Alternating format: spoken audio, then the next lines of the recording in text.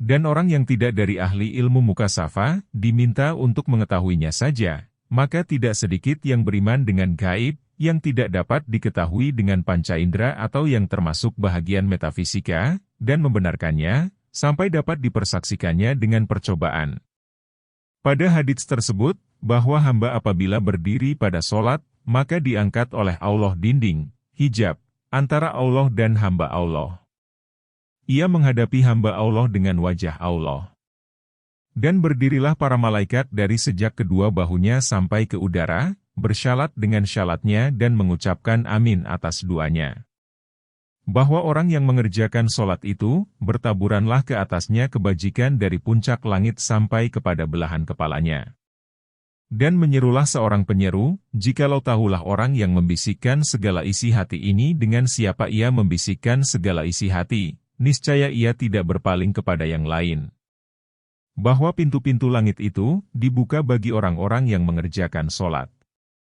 Dan Allah, Azza wa Jalla, Allah yang maha mulia dan maha besar, membanggakan kepada para malaikat Allah akan hamba Allah yang bersyalat itu. Maka pembukaan pintu-pintu langit dan muwajahah, bertatap muka, Allah Ta'ala dengan wajahnya akan hambanya, adalah kata kiasan dari terbukanya penutup yang kami sebutkan itu. Dalam Taurat, tertulis, "Hai anak Adam, jangan engkau merasa lemah berdiri di hadapanku, sebagai orang yang bersyalat, yang menangis. Akulah Allah yang engkau dekati dari hati engkau dan dengan gaib, engkau melihat akan cahayaku." Ia berkata, maka kita melihat bahwa kehalusan perasaan, ketangisan dan keterbukaan yang diperoleh oleh orang yang bersyalat dalam hatinya, adalah dari kedekatan Tuhan dari hatinya. Dan apabila tidak ada kedekatan ini, yaitu dekat dengan tempat, maka tidak adalah artinya, selain dari kedekatan dengan hidayah, rahmat dan terbuka hijab. Dan dikatakan, bahwa hamba itu apabila bersyalat 2 rakaat, niscaya ta'ajublah 10 barisan daripada malaikat. Tiap-tiap barisan adalah 10.000 banyaknya. Dan Allah membanggakan dengan hamba Allah yang bersyalat itu, kepada 100.000 malaikat. Yang demikian ini, adalah karena hamba itu telah mengumpulkan di dalam syalatnya, antara berdiri, duduk, ruku, dan sujud. Dan telah dipisah-pisahkan oleh Allah yang demikian, itu kepada 40.000 malaikat. Maka para malaikat yang berdiri, mereka ruku, sampai hari kiamat. Dan yang sujud, tidak mengangkat kepalanya, sampai hari kiamat. Dan begitu pulalah yang ruku, dan yang duduk. Maka apa yang direzekikan oleh Allah kepada para malaikat itu, dari kedekatan diri dan derajat tinggi, adalah berlaku terus-menerus demikian, dalam suatu keadaan, tiada bertambah dan tiada berkurang. Dan karena itulah, diceritakan oleh Allah, bahwa para malaikat itu berkata, dan tak adalah dari kami selain dari suatu kedudukan yang dimaklumi. Surat 37 Asy-Syafa'at ayat 164. Dan manusia itu berbeda daripada malaikat, tentang kenaikan dari tingkat ke tingkat. Maka senantiasalah manusia itu mendekatkan diri kepada Allah Ta'ala, lalu memperoleh faedah bertambahnya kedekatan itu. Dan pintu untuk tambah mendekat, adalah tertutup bagi para malaikat dan tidaklah bagi masing-masing malaikat, melainkan derajatnya yang diuntukkan kepadanya dan ibadahnya yang tetap dikerjakannya. Tidak berpindah kepada yang lain dan tidak berhenti dari ibadah yang tertentu itu. Para malaikat itu tiada menyombong dengan ibadahnya dan tiada merasa letih. Mereka bertasbih siang dan malam dan tiada pernah berhenti. Surat 21 Al-Anbiya, ayat 19-20. Kunci bertambahnya derajat itu, ialah solat. Berfirman Allah Ta'ala, sesungguhnya beruntunglah orang-orang yang beriman itu. Mereka yang khusyuk dalam syalatnya. Surat 23 Al-Mukminun ayat 1 dan 2. Allah memujikan mereka sesudah iman, dengan solat tertentu, yang disertai dengan khusyuk. Kemudian disudahiannya sifat-sifat orang yang beruntung itu, dengan solat pula, maka berfirman Allah, dan mereka yang menjaga syalatnya. Surat 23 Al-Mukminun ayat 9. Kemudian, berfirman Allah Ta'ala, mengenai buah dari sifat-sifat itu, itulah orang-orang yang mempusakai. Mereka yang mempusakai sorga Firdaus. Mereka kekal di dalamnya. Surat 23 Al-Mukminun ayat Oktober 11. Allah yang menyifatkan mereka, pertama dengan keberuntungan dan penghabisan dengan mempusakai sorga Firdaus, dan menurut pendapatku, bahwa banyaknya kata-kata dari lidah serta hati alpa, berkesudahan sampai kepada batas itu. Karena itulah, berfirman Allah Ta'ala tentang orang-orang yang berlawanan dengan mereka, apakah yang membawa kamu masuk neraka? Mereka menjawab, kami tiada termasuk orang-orang yang mengerjakan solat. Surat 74 Al-Mudatsir ayat 42-43. Orang-orang yang mengerjakan solat itu, ialah mereka yang mewarisi sorga Firdaus. Mereka lah yang menyaksikan cahaya Allah Ta'ala, memperoleh kesenangan dengan mendekati Allah dan dekatnya dari hati mereka. Kita bermohon pada Allah, kiranya dijadikan Allah kita sebahagian dari mereka dan dilindungi Allah kita dari siksaan yang ditimpakan kepada orang-orang yang terhias kata-katanya dan keji perbuatannya. Sesungguhnya Allah Maha Pemurah, yang menganugerahkan bermacam-macam nikmat, Kadim, yang tiada berpemulaan, mempunyai banyak kebaikan. Rahmat Allah kepada tiap-tiap hamba Allah yang pilihan. Hikayat dan cerita tentang solat orang-orang khusyuk. Kiranya Allah merelai amalan mereka. Ketahuilah, bahwa khusyuk adalah buah iman dan natijah hasil keyakinan, yang diperoleh dengan kebesaran Allah, Azza wa Jalla, Allah yang maha mulia dan maha besar. Siapa yang direzekikan demikian, adalah ia orang khusyuk, di dalam solat. Bahkan di dalam kesepiannya dan di dalam kamar kecil ketika membuang air. Sesungguhnya, yang mengharuskan khusyuk, itu, ialah mengetahui melihatnya Allah kepada hamba, mengetahui kebesaran Allah dan mengetahui keteledoran hamba. Maka dari segala pengetahuan ini, terjadilah khusyuk, dan tidaklah pengetahuan itu tertentu dengan solat saja. Dari itu diriwayatkan dari setengah mereka, bahwa ia tiada mengangkatkan kepalanya arah ke langit selama 40 tahun, karena malu kepada Allah Ta'ala dan khusyuk kepada Allah. Ar-Rabi bin Haitsam, karena sangat memincingkan matanya dan menekurkan kepalanya, lalu disangka oleh sebahagian orang, bahwa ia buta. Ia bolak-balik ke rumah Ibnu Mas'ud selama 20 tahun. Apabila dilihat oleh budak wanita Ibnu Mas'ud, lalu budak itu mengatakan kepada Ibnu Mas'ud, teman tuan yang buta itu telah datang. Maka Ibnu Mas'ud tertawa mendengar perkataan budak wanitanya itu. Apabila Ar-Rabi mengetok pintu, lalu budak wanita itu keluar. Maka dilihatnya Ar-Rabi menekur dan memincingkan matanya. Dan Ibnu Mas'ud, apabila memandang kepadanya berkata, gembirakanlah orang-orang yang merendahkan diri. Surat 22 Al-Hajj ayat 34. Demi Allah, kalau dilihat engkau oleh Muhammad, niscaya gembira beliau kepada engkau. Pada riwayat yang lain, niscaya sayang beliau akan engkau. Dan pada riwayat yang lain, niscaya tertawa beliau. Pada suatu hari, Ar-Rabi pergi bersama Ibnu Mas'ud kepada tukang besi. Maka tatkala dilihatnya tempat api yang ditiup dan api yang menyala-nyala, lalu peninglah Ar-Rabi dan jatuh pingsan ke lantai. Dan Ibnu Mas'ud duduk pada kepalanya, sampai masuk waktu sholat, dia belum sembuh. Lalu didukung oleh Ibnu Mas'ud dibawa pulang ke rumahnya. Ia pingsan terus sampai kepada saat dia mulai pening tadi. Sehingga luputlah 5 sholat. Dan Ibnu Mas'ud yang duduk pada kepalanya mengatakan, demi Allah, inilah yang dinamakan takut. Ar-Rabi mengatakan, tiadalah sekali-kali aku masuk ke dalam sholat, yang aku pentingkan di dalamnya, selain dari apa yang aku bacakan dan apa yang dibacakan kepadaku. Adalah Amir bin Abdullah, termasuk orang yang khusyuk di dalam solat. Dan apabila ia mengerjakan solat, kadang-kadang anak perempuannya memukul rebana dan wanita-wanita bercakap-cakap sesuka hatinya di rumah. Ia tidak mendengar dan tidak memahami yang demikian itu. Dan pada suatu hari, ditanyakan kepadanya, adakah jiwa engkau mengatakan sesuatu kepada engkau di dalam solat? Ia menjawab, ya. Ada, dengan tegakku di hadapan Allah, Azza wa Jalla, Allah yang maha mulia dan maha besar, dan berpaling aku kepada salah satu dari 2 negeri. Ditanyakan lagi, adakah engkau mendapati sesuatu daripada hal ihwal duniawi? Ia menjawab, meskipun tanggal gigiku, aku lebih menyukai daripada aku dapati di dalam syalatku, apa yang kamu dapati?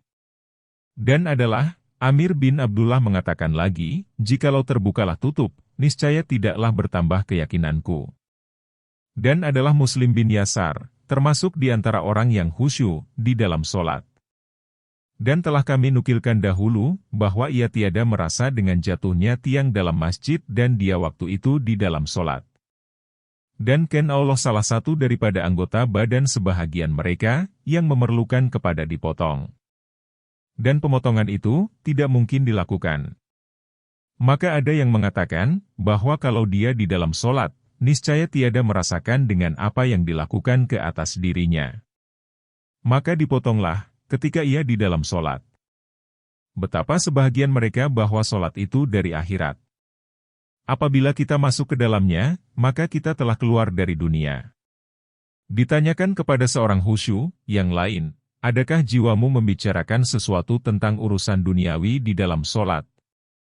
Ia menjawab, tidak dalam solat dan tidak pada yang lain dari solat. Ditanyakan setengah mereka, adakah engkau teringat sesuatu dalam solat? Maka ia menjawab, adakah sesuatu yang lain, yang lebih saya cintai daripada solat, maka saya ingat dia di dalam solat. Berkata Abu Darda, di antara tanda mengertinya seseorang, ialah dia memulai dengan keperluannya, sebelum ia masuk ke dalam solat. Supaya ia masuk ke dalam solat itu dan hatinya kosong dari yang lain. Setengah mereka, tidak berlama-lama di dalam solat, karena takut datang was-was, gangguan pikiran, tiada tenteram. Diriwayatkan, bahwa, Ammar bin Yasir, mengerjakan suatu solat lalu tidak berlama-lama padanya. Maka orang bertanya kepadanya, mengapakah engkau sederhanakan solat itu, wahai Abul Yaqdan? Maka, Ammar menjawab, adakah engkau melihat, aku mengurangkan sesuatu dari batas-batas yang dimestikan dari solat? Tidak, menjawab yang bertanya tadi. Maka menyambung, Ammar, aku memburu, di waktu setan lengah. Bahwa Rasulullah bersabda, bahwa hamba yang mengerjakan solat itu, tidak dituliskan untuknya 1/2-nya solat, tidak 1/3-nya, tidak 1/4-nya, tidak 1/5-nya, tidak 1/6-nya dan tidak 1/10-nya. Dan seterusnya Nabi menjelaskan, sesungguhnya, dituliskan bagi hamba itu daripada syalatnya, ialah apa yang dipergunakannya akal padanya. Dan diceritakan bahwa Talhah, Az-Zubair dan segolongan dari para sahabat, adalah termasuk di antara orang yang mengerjakan solat dengan sederhana, tidak mengerjakannya dengan cara yang memberatkan. Mereka itu mengatakan, kami menyegerakan solat itu, karena menjaga daripada gangguan setan. Diriwayatkan bahwa Umar bin Al-Khattab berpidato atas mimbar, sesungguhnya orang itu beruban kedua jambangnya dalam Islam dan tidak disempurnakannya solat karena Allah Ta'ala. Lalu orang menanyakan, bagaimanakah? Maka demikian. Menjawab Umar, tidak sempurna khusyunya, tawadlunya, merendahkan diri dan menghadapnya ke hadirat Allah Ta'ala di dalam solat itu. Ditanyakan Abul Aliyah tentang firman Allah Ta'ala, mereka yang lalai dari syalatnya. Surat 107 Al-Maun ayat 5. Lalu ia menjawab, yaitu, orang yang lalai dalam syalatnya. Ia tidak tahu, pada rakaat berapa ia berpindah. Adakah atas yang genap atau atas yang ganjil? Dan berkata Al-Hasan, yaitu, orang yang lalai dari waktu solat, sehingga waktu itu keluar. Berkata setengah mereka, yaitu, orang kalau mengerjakan solat pada awal waktu, ia tiada gembira. Dan kalau dikemudiankannya dari waktu, ia tiada merasa sedih. Ia tiada melihat kebajikan dengan menyegerakan solat dan dosa dengan mengemudiankannya. Ketahuilah, bahwa solat itu, kadang-kadang dikira sebahagiannya dan ditulis sebahagiannya, tanpa sebahagian lagi, sebagaimana ditunjukkan oleh hadits-hadits kepada yang demikian itu. Kalau ada ahli fikih mengatakan bahwa solat itu mengenai sahnya, tidak terbagi-bagi. Tetapi yang demikian, adalah mempunyai pengertian lain yang telah kami sebutkan dahulu. Pengertian itu, telah ditunjukkan oleh beberapa hadits, karena telah tersebut pada suatu hadits, tentang penempelan kekurangan fardhu dengan sunat. Pada suatu hadits tersebut, berkata, Isa, berfirman Allah Ta'ala, dengan fardhu wajib, mendapat kelepasan hambaku daripada azab kau. Dengan sunat, mendekatkan diri hambaku kepadaku. Bersabda Nabi, berfirman Allah Ta'ala, tiada mendapat kelepasan hambaku daripada azab kau, selain dengan mengerjakan apa yang aku wajibkan kepadanya. Diriwayatkan bahwa Nabi mengerjakan suatu solat, maka tertinggal Allah dari bacaannya suatu ayat. Maka tatkala Nabi berpaling, lalu bertanya, apakah yang aku bacakan tadi? Maka berdiam dirilah orang ramai, lalu Nabi bertanya kepada Ubay bin Ka'ab. Ubay menjawab, engkau membaca surat Anu dan engkau tinggalkan ayat Anu.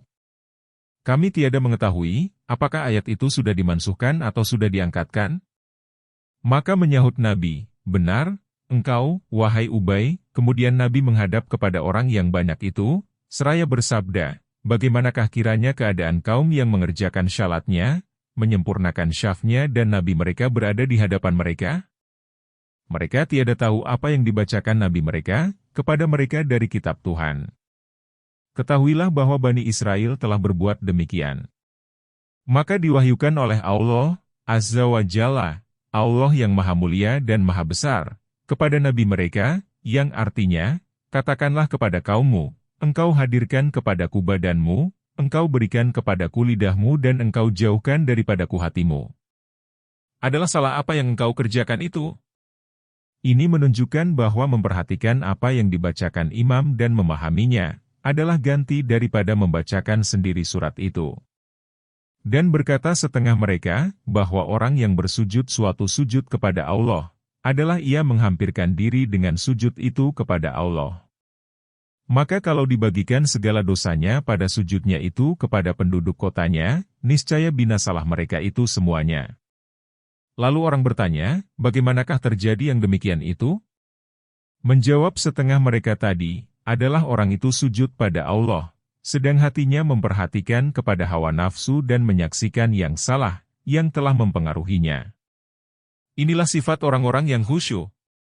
Telah dibuktikan oleh cerita dan riwayat tadi serta yang telah kami bentangkan, bahwa pokok pada solat ialah khusyuk, dan kehadiran hati dan semata-mata gerak serta alpa, adalah kurang faedahnya pada hari kembali, hari akhirat. Wallahu alam. Allah Maha Tahu. Kita bermohon kepada Allah taufik yang baik. Bab keempat, tentang keimanan dan mengikuti imam. Mengenai rukun solat, sesudah salam dan atas imam ada tugas-tugas sebelum solat dan pada pembacaan. Adapun tugas-tugas sebelum solat, ada 6. Pertama, bahwa tidaklah seorang itu tampil menjadi imam, kepada orang banyak yang tidak suka kepadanya. Kalau orang banyak itu tidak sekata, maka yang dilihat, ialah yang terbanyak. Dan kalau golongan yang sedikit, terdiri dari orang-orang baik dan beragama, maka memandang kepada pendapat mereka adalah lebih utama. Pada hadits tersebut, 3 golongan tidak dilampaui oleh syalatnya akan kepalanya, budak yang lari dari tuannya, istri yang dimarahi suaminya dan imam yang mengimami suatu kaum, di mana kaum itu tiada suka kepadanya. Sebagaimana dilarang tampil menjadi imam. Karena tidak disukai orang banyak, maka seperti itu pula dilarang tampil menjadi imam, bila ada di belakangnya orang yang lebih ahli fikih daripadanya. Kecuali apabila orang yang lebih utama daripadanya itu menolak. Maka bolehlah ia tampil menjadi imam. Kalau tidak ada sesuatu daripada yang tersebut itu, maka hendaklah ia tampil, manakala telah meyakini dan mengetahui pada dirinya, terdapat syarat-syarat menjadi imam. Dan dimakruhkan ketika itu menolak. Sesungguhnya dikatakan, bahwa ada suatu kaum yang tolak menolak menjadi imam sesudah selesai qamat dari solat, maka terjadilah kekeruhan di antara mereka. Dan apa yang diriwayatkan, tentang tolak menolaknya menjadi imam di antara para sahabat, sebabnya ialah, karena pilihan mereka akan orang yang dilihatnya lebih utama untuk itu. Atau karena kekhawatiran mereka kepada dirinya akan kealpaan dan beratnya tanggungan solat para makmum. Karena imam itu adalah penanggung. Dan siapa yang tiada membiasakan dirinya menjadi imam, Kadang-kadang hatinya bimbang dan keikhlasannya kacau di dalam sholat, karena malu kepada para pengikut, makmum. Lebih-lebih waktu membaca bacaan dengan suara keras. Dari itu terdapatlah beberapa sebab bagi orang yang menjaga diri daripada yang demikian itu. Kedua, apabila seseorang disuruh pilih antara melakukan adzan dan menjadi imam, maka wajarlah dipilih menjadi imam. Masing-masing dari yang dua ini mempunyai kelebihan. Tetapi mengumpulkan keduanya pada satu orang adalah makruh. Dari itu, seyogialah bahwa imam itu tidak muadzin, orang yang melakukan adzan. Dan apabila sukar dikumpulkan itu, maka yang lebih utama ialah menjadi imam. Berkata segolongan ulama bahwa adzan adalah lebih utama. Karena apa yang kami nukilkan dahulu tentang keutamaan adzan dan karena sabda Nabi, imam itu penanggung dan muadzin itu yang diterima kepercayaannya, dipegang amanahnya. Lalu mereka mengatakan, sulitnya tanggung jawab di dalam sholat. Bersabda Nabi, imam itu adalah orang kepercayaan. Apabila ia ruku, maka rukulah kamu dan apabila ia sujud, maka sujudlah kamu. Pada hadits tersebut, kalau imam itu menyempurnakan dengan baik, maka kesempurnaan itu adalah bagi imam dan para makmum. Dan kalau kurang, maka kekurangan itu adalah atas imam dan tidak atas para makmum.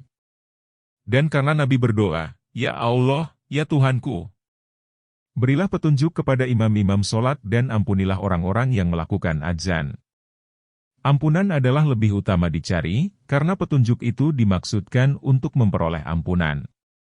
Dalam hadits tersebut, barang siapa menjadi imam pada suatu masjid 7 tahun, niscaya wajiblah baginya sorga, tanpa hisab, tanpa dihitung amalannya. Dan barang siapa melakukan adzan 40 tahun, niscaya ia masuk sorga, tanpa hisab. Karena itu, dinukilkan dari para sahabat, bahwa mereka tolak-menolak menjadi imam. Dan pendapat yang lebih kuat, adalah menjadi imam itu lebih utama, karena Rasulullah, Abu Bakar, Umar dan para imam sesudahnya, membiasakan diri menjadi imam dalam sholat. Ya, benar pada menjadi imam itu, terdapat bahaya tanggung jawab. Dan kelebihan itu, adalah serta bahaya itu, sebagaimana pangkat jabatan amir dan khalifah, adalah lebih utama, karena sabda Nabi, sesungguhnya sehari bagi seorang sultan, penguasa, yang adil, adalah lebih utama daripada ibadahnya 70 tahun. Tetapi pada jabatan-jabatan tersebut itu, ada bahayanya. Dari itu, wajiblah didahulukan orang yang lebih utama dan lebih banyak ilmu fikihnya. Bersabda Nabi, imam-imammu itu, adalah orang-orang yang memberi syafaat kepadamu. Atau menurut riwayat yang lain, Nabi bersabda, adalah utusanmu kepada Allah. Kalau kamu bermaksud membersihkan syalatmu, maka dahulukanlah orang-orang yang baik daripada kamu, menjadi imam. Berkata setengah salaf, ulama terdahulu, tiadalah sesudah nabi-nabi, yang lebih utama daripada ulama. Dan tidaklah sesudah para ulama, yang lebih utama daripada imam-imam sholat. Karena mereka adalah berdiri, di antara hadirat Allah, Azza wa Jalla, Allah yang maha mulia dan maha besar, dan makhluk Allah. Yang ini, dengan kenabian, yang ini, dengan keilmuan, dan yang ini, dengan tiang agama, yaitu sholat. Dengan alasan inilah, para sahabat mengambil dalil, mendahulukan Abu Bakar Shiddiq untuk memegang jabatan khalifah, karena mereka menyatakan, kami memandang, bahwa sholat itu adalah tiang agama. Maka kami pilihlah untuk urusan duniawi kami, orang yang telah direlai Nabi untuk urusan agama kami. Dan tidak mereka mendahulukan Bilal, beralasan bahwa Bilal itu telah direlai Nabi untuk adzan. Dan apa yang diriwayatkan, bahwa seorang laki-laki meminta kepada Nabi, "Ya Rasulullah, tunjukilah aku kepada amal, yang dapat kiranya aku memperoleh sorga." Maka menjawab Nabi, "Hendaklah kamu menjadi muadzin." Menjawab orang itu, "Aku tidak sanggup menjadi muadzin." Menyambung Nabi, "Hendaklah kamu menjadi imam." Menyahut orang itu lagi, "Aku tidak sanggup menjadi imam." Lalu bersabda Nabi, "Bersyalatlah di belakang imam." Mungkin orang laki-laki tersebut menyangka bahwa Nabi tidak merelai keimamannya. Karena adzan itu adalah kepadanya dan keimaman itu adalah kepada orang banyak dan orang banyak itu mendahulukannya. Kemudian, mungkin laki-laki itu menyangka bahwa ia menyanggupi menjadi imam. Ketiga, bahwa imam itu menjaga segala waktu sholat. Maka bersyaratlah ia pada awal waktunya, supaya memperoleh kerelaan Allah Ta'ala. Maka keutamaan awal waktu, dari akhir waktu, adalah seperti keutamaan akhirat, dari dunia, demikian diriwayatkan dari Rasulullah. Pada hadits tersebut, bahwa hamba itu untuk mengerjakan sholat pada akhir waktunya dan tidak sampai terluput daripadanya, meskipun telah terluput dari awal waktunya, adalah lebih baik baginya daripada dunia dan isinya. Dan tidak siokialah mengemudiankan sholat untuk menunggu banyaknya orang berjamaah. Tetapi haruslah menyegerakan sholat untuk memperoleh kelebihan awal waktu. Maka kelebihan awal waktu itu adalah lebih utama daripada banyaknya jamaah dan panjangnya surat yang dibaca. Ada yang mengatakan bahwa mereka apabila telah hadir 2 orang pada sholat jamaah, mereka tiada menunggu orang ketiga. Dan apabila telah hadir 4 orang pada sholat janazah, sholat atas orang meninggal, mereka tiada menunggu orang kelima. Nabi telah terlambat dari sholat subuh, di mana Nabi dan para sahabatnya dalam suatu perjalanan jauh. Sesungguhnya Nabi terlambat itu adalah karena bersuci, lalu beliau tidak ditunggu. Dan ditampilkan ke depan Abdurrahman bin Auf, lalu bersyalat bersama mereka, sehingga luputlah serakaat bagi Nabi maka bangunlah beliau mengerjakannya. Abdurrahman bin Auf berkata, "Restuilah kami dari yang demikian." Maka Nabi menjawab, "Kamu sudah bagus seperti itu, maka buatlah terus." Dan Nabi terlambat pada sholat duhur, lalu mereka menampilkan Abu Bakar menjadi imam. Ketika Rasulullah datang dan Abu Bakar dalam sholat, lalu Nabi berdiri di sampingnya. Dan tidaklah atas imam itu menunggu muadzin. Tetapi muadzin harus menunggu imam untuk melakukan qamat. Apabila imam itu telah datang, maka tidaklah muadzin itu menunggu orang lain. Keempat, bahwa menjadi imam itu adalah semata-mata ikhlas karena Allah, Azza wa Jalla, Allah yang maha mulia dan maha besar, dan menunaikan amanah Allah Ta'ala, mengenai suci dan seluruh syarat-syarat-syaratnya. Adapun ikhlas, yaitu tidak mengambil upah atas pekerjaannya menjadi imam. Rasulullah menyuruh Utsman bin Abil Ash'ate Sakafi, dengan mengatakan, ambillah seorang muadzin, yang tidak mengambil upah atas adzannya. Adzan adalah jalan kepada sholat. Maka sholat itu lebih utama lagi tidak diambil upah. Kalau upah itu diambil dari masjid sebagai penghidupan, dari harta yang telah diwakafkan untuk orang yang ditugaskan menjadi imam di masjid itu atau dari sultan atau dari seseorang manusia, maka tidaklah dihukumkan haramnya. Tetapi adalah makruh hukumnya. Kemakruhan pada sholat fardu adalah melebihi dari kemakruhan pada sholat tarawih. Upah itu adalah berdasarkan atas tetapnya mengunjungi tempat sholat dan mengurus kepentingan masjid, tentang mendirikan sholat jamaah. Dan tidaklah upah itu karena sholat itu sendiri. Adapun amanah, ialah kesucian batin dari fasik, dosa besar dan berkekalan berbuat dosa kecil. Maka orang yang dicalonkan untuk menjadi imam, seyogialah menjaga diri dari perbuatan yang tersebut, dengan seluruh tenaga yang ada padanya. Karena imam itu adalah seperti utusan dan pembawa syafaat kepada orang banyak.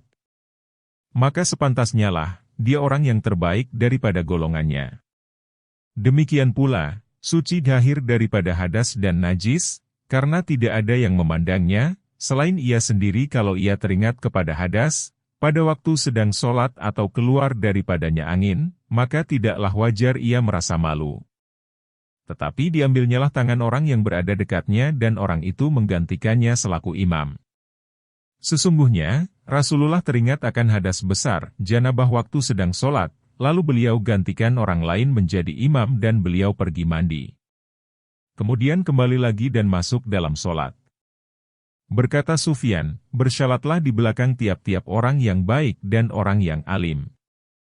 Bukan orang yang peminum khamar atau berterang-terangan berbuat fasik, atau mendurhakai ibu bapak atau pembuat bid'ah, yang diada-adakan, atau budak yang melarikan diri daripada tuannya. Kelima, bahwa imam itu tiada bertakbir, sebelum syaf barisan solat itu lurus.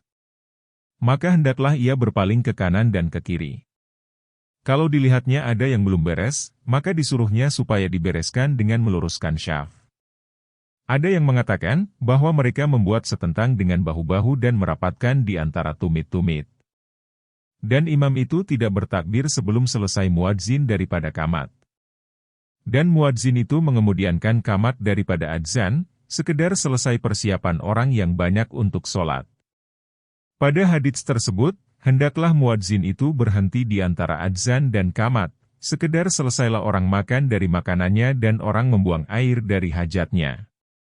Yang demikian itu, adalah karena Nabi melarang daripada menolak dua keadaan yang tidak disukai, lapar dan membuang air, dan menyuruh dengan mendahulukan makan malam daripada sholat, isya, karena mencari keselesaian hati daripada segala gangguan.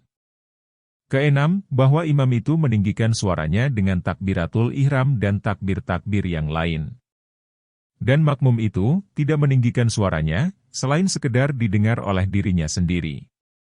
Dan imam itu meniatkan menjadi imam, supaya memperoleh pahala. Kalau tidak diniatkannya, maka syaratnya dan sholat makmumnya sah, apabila para makmum itu meniatkan mengikut imam. Dan mereka memperoleh pahala berjamaah, sedang imam itu tiada memperoleh pahala menjadi imam. Dan hendaklah makmum itu mengemudiankan takbirnya daripada takbir imam. Yaitu dimulainya bertakbir sesudah selesai imam daripada takbir. Wallahu alam. Allah yang maha tahu. Adapun tugas pembacaan di dalam sholat ada 3. Pertama, membaca dengan suara yang dapat didengar olehnya sendiri, secara sir rahasia, doa iftitah dan ta'awudz, aku berlindung kepada Allah dari godaan setan yang terkutuk, seperti orang yang bersyalat sendirian. Dan membaca dengan suara keras Al-Fatihah dan surat sesudahnya pada semua sholat syubuh dan 2 rakaat pertama, isya dan maghrib. Dan begitu pula bagi orang yang bersyalat sendirian. Dan mengeraskan bacaan, amin, pada sholat jahriyah, sholat yang dikeraskan suara bacaannya, yaitu syubuh, maghrib dan isya, dan begitu pula makmum. Dan makmum itu menyertakan bacaan aminnya bersama dengan amin imam, tidak beriring-iringan. Dan mengeraskan bacaan, Bismillahirrahmanirrahim. Dan mengenai ini, terdapatlah beberapa hadits yang bertentangan satu dengan lainnya. Tetapi Asy-Syafi'i memilih dengan suara keras. Kedua, bahwa imam pada tegaknya itu ada 3 kali diam. Begitulah diriwayatkan oleh Samurah bin Jundub dan Imran bin Al-Husain daripada Rasulullah diam yang pertama, yaitu apabila telah bertakbiratul ihram. Dan diam inilah yang terpanjang daripadanya, sekedar dapat dibaca oleh orang yang di belakang imam akan surat Al-Fatihah. Yaitu, waktu imam membaca doa iftitah. Dan kalau imam itu tidak diam, maka luputlah bagi makmum mendengar bacaan imam dan imamlah yang menanggung akan kekurangan yang terdapat pada sholat makmum. Kalau makmum itu tiada membaca Fatihah pada waktu imam diam dan menghabiskan waktunya dengan yang lain, maka resikonya adalah tanggungan mereka sendiri, tidak tanggungan imam. Diam yang kedua, yaitu, apabila selesai daripada membaca Al-Fatihah, gunanya supaya disempurnakan oleh orang yang membaca Al-Fatihah pada diam yang pertama tadi, akan Al-Fatihahnya. Dan lamanya, ialah setengah daripada diam yang pertama di atas. Dan diam yang ketiga, yaitu apabila telah selesai daripada membaca surat, sebelum ia ruku. Diam inilah yang tercepat, yaitu, sekedar terpisahlah bacaan dari takbir untuk ruku. Dan Nabi melarang disambung padanya. Dan makmum tidak membaca di belakang imam, selain daripada Al-Fatihah. Kalau imam itu tiada diam, maka makmum membaca Al-Fatihah bersama imam. Dan yang teledor dalam hal ini, ialah imam. Kalau makmum itu tiada mendengar bacaan imam pada sholat jahriyah, sholat yang dijarkan, karena jauh atau pada sholat sirriyah, sholat dengan suara pelan, maka tiada mengapa makmum itu membaca surat. Ketiga, bahwa imam itu membaca pada sholat syubuh, 2 surat yang panjang yang kurang dari 100 ayat panjangnya. Karena memanjangkan bacaan sholat fajar, syubuh dan gelap padanya adalah sunat dan bila tidak mendatangkan melarat kepadanya, oleh perjalanan jauh. Dan tiada mengapa membaca pada rakaat kedua, penghabisan surat, kira-kira 30 atau 20 ayat lagi, sampai pada kesudahan surat itu. Karena yang demikian, tiadalah banyak berulang-ulang pada pendengaran, sehingga lebih mendalam untuk pengajaran dan lebih membawa kepada pemikiran. Hanya sebagian ulama memandang makruh membaca sebagian permulaan surat dan memotong pembacaan itu. Dan diriwayatkan bahwa Nabi membaca sebagian surat Yunus. Maka tatkala sampai kepada penyebut Musa dan Fir'aun, lalu Nabi memutuskannya dan terus ruku. Diriwayatkan bahwa Nabi membaca pada sholat syubuh suatu ayat dari surat Al-Baqarah yaitu firman Allah, katakan, "Kami beriman kepada Allah dan apa yang diturunkan kepada kami." Surat 2 Al-Baqarah ayat 136. Pada rakaat kedua, "Wahai Tuhan kami mempercayai apa yang Engkau turunkan." Surat 3 Ali Imran ayat 53. Nabi mendengar Bilal membaca, dengan memetik dari sana-sini, lalu bertanya dari yang demikian itu. Maka Bilal menjawab, "Aku mencampurkan yang baik dengan yang baik." Maka sahut Nabi, "Bagus, baik sekali." Nabi membaca pada sholat duhur, surat yang panjang ayat-ayatnya, sampai 30 ayat. Dan pada asar, setengah dari itu. Dan pada maghrib, membaca akhir dari surat-surat yang panjang itu. Dan penghabisan sholat dikerjakan Nabi ialah sholat maghrib, di mana Nabi membaca padanya surat Al-Mursalat. Dan tidaklah Nabi mengerjakan sholat sesudah itu, sehingga wafatlah beliau. Kesimpulannya, meringankan sholat adalah lebih utama, lebih-lebih apabila jamaah itu banyak. Bersabda Nabi tentang keringanan ini, "Apabila bersyalat seorang kamu dengan orang banyak, maka hendaklah diringankan, karena di antara mereka ada yang lemah, yang tua dan yang berkeperluan. Dan apabila bersyalat sendirian, maka dapatlah memanjangkannya sesuka hati." Adalah Mu'adz bin Jabal bersyalat, Isya dengan suatu kaum, lalu dibacanya surat Al-Baqarah. Maka keluarlah seorang dari solat dan menyempurnakan sendiri syalatnya. Kemudian, kaum itu mengatakan, "Telah munafik orang itu." Maka datanglah Mu'adz dan laki-laki itu, mengadu pada Rasulullah lalu Nabi marah kepada Mu'adz, seraya bersabda, "Engkau berbuat fitnah, hai Mu'adz. Baca sajalah surat, Sabbih, wasama'i waktariki, dan wasisyamsi waduhaha." Adapun tugas mengenai rukun-rukun, maka adalah 3. Pertama, bahwa imam itu meringankan ruku dan sujud. Tidak melebihkan pembacaan tasbih dari 3 kali.